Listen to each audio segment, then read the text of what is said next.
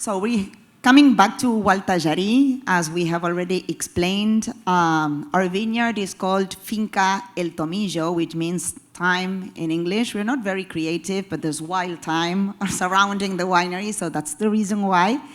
And we have studied this vineyard really deeply in terms of how many perforations we did and how we would select the type of soils that were best suited for our understanding to grow different type of varieties.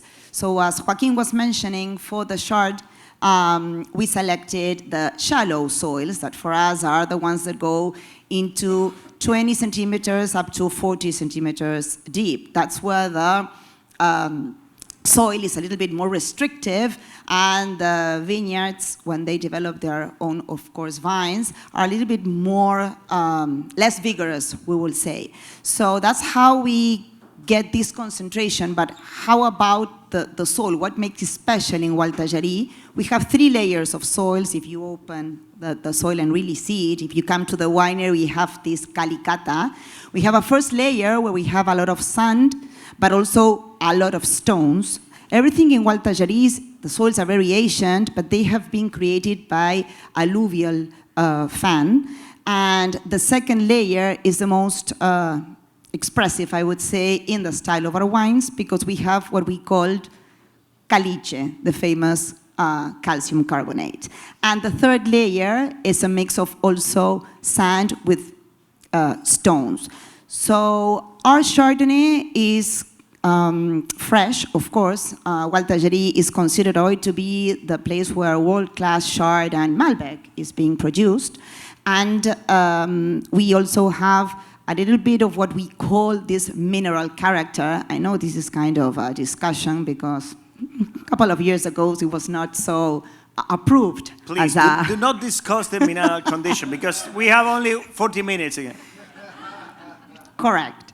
And this is a very familiar project. The Bemberg family has been united for more than 150 years altogether, 400 members living worldwide, and this is their own project. They have multiple businesses, but this was the first time ever they allowed to have their own name and the family seal on a project, which is the wine. So this is really emotional for them because they all get together in Gualtallarí whenever they come. Daniel P., he's the chief winemaker. Have you heard about that guy? Never? Daniel P. is another legend on the wines of Argentina, but we are going to discuss that later. Go ahead. Well, he was assigned by the family. He used to be director of winemaking from Grupo Peñaflor for more than 30 years, and the family asked him if he could really design the wines for them. The challenge was, what style should I craft for you? Because you're all European rooted. So that's the way to go. So first of all, we decided to do just world-class varieties. That's why we only produce Chardonnay in whites, and also the style. So we pick in 3 different time windows. The first one is when the grape still is a little bit green to preserve freshness and acidity, and that goes into concrete eggs.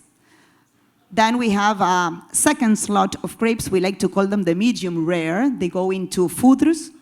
And then the third slot goes into 300 liters barrels. Daniel likes to work with Burgundian cooperage, precisely Taransaud and Mercury.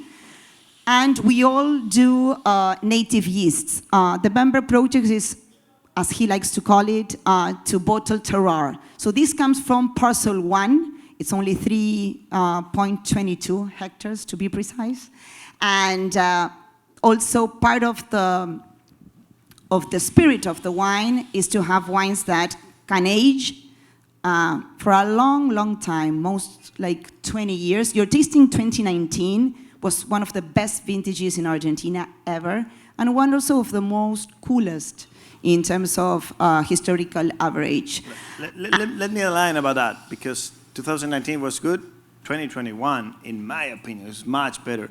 I've already tasted that wine, so keep that vintage in your mind, huh?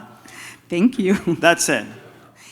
And the third slot that I was mentioning that ferments in barrels is the only part of the wine that stays surely over fine lees. And the slot that goes into foeders together with the barrels undergo malolactic. So the idea of the wine is to have this, I would say, new world, old world mixed together, because we have the brightness of the fruit, but we have, I think, the minerality and the freshness and the austere character from, I would say, European wines. Did you feel the concentration in the palate? That was quite unique. And it's fresh, but it's stiff. Okay. So thank you very much. Thank you. Victoria, thank you very much.